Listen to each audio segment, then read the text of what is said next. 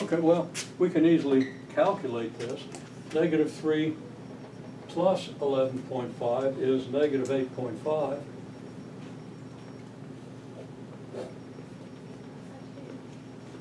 Okay? And the minus, negative 3 minus 11.5 is negative 14.5 over negative 14. I keep writing 14 and not negative 14, okay? Would the first x not just be plain positive 8.5? It is. Negative 3 plus 11.5.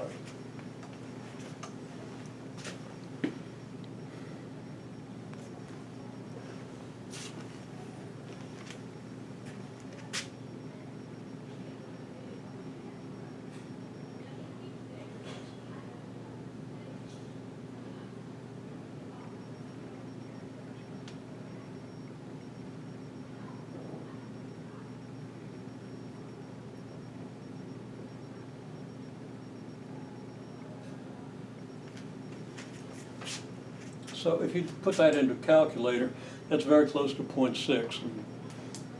And that's very close to 1. Of course, 14.5 is close to 14. And of course, this would be negative 0.6, because it's plus divided by minus. Okay? Now that's the procedure that we would use for this equation. We'd first have to do this accurately to get here. Then we have to recognize that since you got an x squared, an x, and a number, that it's one of these. Okay. And that this is how you solve it. Okay. Unless you can factor it, okay? Mm-hmm. But the quadratics that we're dealing with right now, especially in regard to the flow model and stuff, there's no way they're going to factor. Okay. It's unusual that you get one that'll factor. We still have to learn how to do them by factoring, but we're not testing on that right now. Okay? It's pretty easy if you can factor it that you get a solution quickly. But usually the quadratic equations that come up in reality don't factor. Okay? So, we still have to understand it so we understand some other things. Okay, so there it is anyway.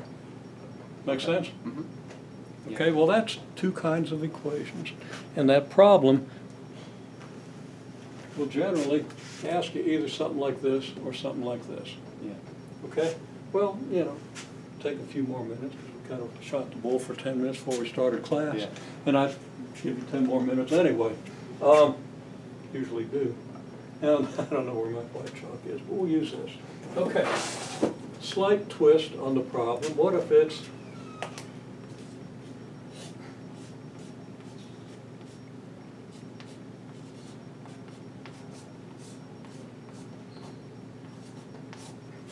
what if it was this? What would you do?